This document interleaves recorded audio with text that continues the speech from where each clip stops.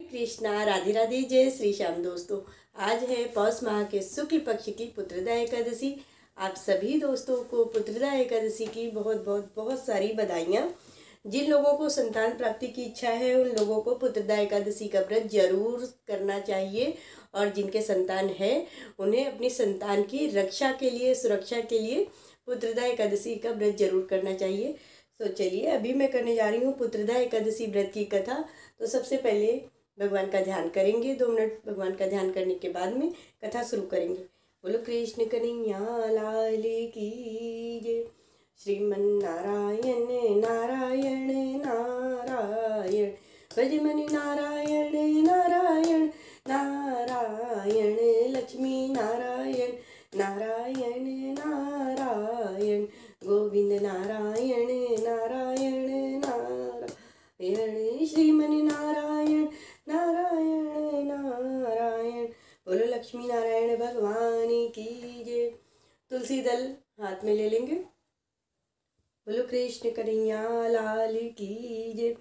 पौष माह के शुक्ल पक्ष की इस एकादशी का व्रत संतान प्राप्ति और उसकी रक्षा एवं प्रगति के लिए प्रत्येक नर नारी को करना चाहिए। सुंदर पुत्र प्राप्ति हेतु तो आज भगवान विष्णु की पूजा की जाती है। युधिष्ठिर बोले, हे श्री कृष्ण, अब आप कृपा करके शुक्ल पक्ष की एकादशी का महत्व बतलाइए। उसका क्या नाम है, कौन सी विधि है तथा इसमें किस देवता की पूजा की जाती है। भगवान श्री कृष्ण ने कहा, राजन, पौष माह के शुक्ल पक्ष की जो एकादशी है उसे बतलाता हूँ, सुनो। राजन, पूर्वोक्त विधि से ही यत्न पूर्वक इसका व्रत करना चाहिए। इसका नाम पुत्रदा है। यह सभी पापों को हरने वाली उत्तम तिथि है। समस्त कामनाओं तथा सिद्धियों के दाता भगवान विष्णु इस तिथि के अधिदेवता हैं तथा चराचर प्राणियों सहित समस्त त्रैलोकी में इससे बढ़कर कोई दूसरी तिथि नहीं है। इसके पुण्य से मनुष्य तेजस्वी, विद्वान और लक्ष्मीवान होता है। इसकी कथा कहता हूँ, सुनो। भद्रावती नगरी में सुकेतु नाम का एक राजा राज्य करता था। उसकी स्त्री का नाम शैव्या था। वह निपुति होने के कारण चिंतित रहती थी। वह पुत्रहीन राजा के पितृ रो रो कर पिंड लेते थे। उस राजा के जो पितृ थे वो रो रो कर पिंड लेते थे और सोचा करते थे कि इसके बाद हमें पिंडदान कौन करेगा, हमें पिंड कौन देगा। इधर राजा को भी राज्य वैभव से भी संतोष नहीं था। इसका एकमात्र कारण पुत्रहीन होना था। वह विचार करता था कि मेरे मरने के बाद मुझे पिंड कौन देगा। बिना पुत्र के पितरों और देवताओं से पूर्ण नहीं हो सकते हैं। जिस घर में पुत्र न हो वहाँ सदैव अंधेरा ही रहता है। इसलिए मुझे पुत्र की प्राप्ति के लिए प्रयत्न करना चाहिए। पूर्व जन्म के कर्मों से ही इस जन्म में पुत्र, धन आदि मिलते हैं। इस तरह राजा रात दिन इसी चिंता में लगा रहता था। एक दिन राजा ने अपना शरीर त्याग देने की सोची, परंतु विचार करने लगा कि आत्महत्या करना महापाप है।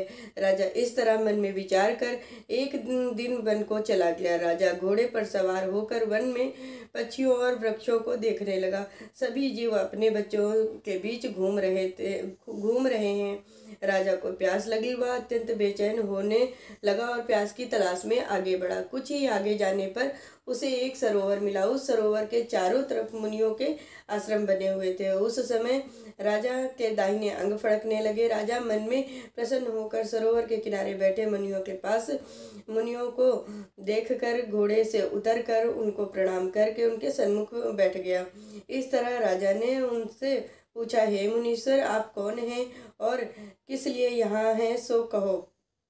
मुनि बोले, हे राजन, आज पुत्र की इच्छा करने वाले को संतान देने वाली पुत्रदा एकादशी है। हम लोग विश्वदेव हैं और इस सरोवर पर स्नान करने आए हैं। इस पर राजा बोले, हे मुनीश्वर, मेरे भी कोई पुत्र नहीं है। यदि आप मुझ पर प्रसन्न हो तो एक पुत्र का वरदान दीजिए। मुनि बोले कि हे राजन, आज पुत्रदा एकादशी है। आप अवश्य ही इसका व्रत करें और भगवान की कृपा से आपके अवश्य ही पुत्र होगा। मुनि के वचनों को सुनकर राजा ने एकादशी का व्रत किया और द्वादशी को पारण किया और मुनियों को प्रणाम करके अंत में वह अपने महल को वापस आया। अंत में रानी ने गर्भ धारण किया और 9 माह के पश्चात उसके एक पुत्र पैदा हुआ। वह राजकुमार अंत में अत्यंत वीर, धनवान, यशस्वी और प्रजापालक हुआ। इसलिए हे राजन, पुत्रदा का उत्तम व्रत अवश्य ही करना चाहिए। मैंने लोगों के हित की इच्छा से तुम्हारे सामने इस व्रत का वर्णन किया है। जो मनुष्य एकाग्रचित्त होकर पुत्रदा एकादशी का व्रत करते हैं, वे इस लोक में पुत्र पाकर मृत्यु लोक के पश्चात स्वर्ग को जाते हैं। इस महात्म्य को पढ़ने और सुनने से अग्निष्टोत्तम यज्ञ का फल मिलता है। बोलो कृष्ण कन्हैया लाल की जय। लक्ष्मी नारायण भगवान की जय। श्रीमन नारायण नारायण नारायण, लक्ष्मी नारायण नारायण नारायण, गोविंद नारायण नारायण नारायण, भजमन नारायण नारायण नारायण। बोलो लक्ष्मी नारायण भगवान की जय। बोलो कृष्ण कन्हैया लाल की जय। मैंने आप सभी के सामने आज पुत्रदा एकादशी व्रत की कथा कही है। इस कथा को ज़्यादा से ज़्यादा शेयर करिए। जो लोग एकादशी का व्रत करते हैं उन लोगों तक इस कथा को ज़्यादा से ज़्यादा पहुंचाइए। और जिन लोगों को पुत्र प्राप्ति की इच्छा है उन लोगों को आज पुत्रदा एकादशी का व्रत जरूर करना चाहिए। हरे कृष्णा, राधे राधे।